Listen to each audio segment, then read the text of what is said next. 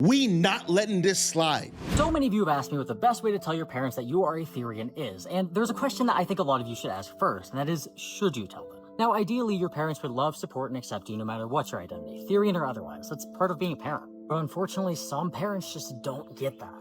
Now, it is the worst when your parents don't accept you for who you are, especially when it's something as vital as your very identity, like being a Therian. But unfortunately, a lot of you guys do have parents who don't like Therians and don't like furries and won't accept you, so what do? You don't tell them. See, most folks are raised to believe that family is everything, that even if your parents are awful to you, it does not matter because they are still your parents, but that's just not true. Being your parent does not suddenly give them permission to be mean to you, to disrespect you, or to invalidate your identity, no matter how weird it may seem to them. So if they're mean or horrible, they don't get to know that about you. If they can't handle or respect their own child's identity, that is their problem, not yours. So if they're going to disrespect you, no, they don't get to know how cool their child actually is. But I know, and I care, and so do millions of other people out there. You don't need to tell them.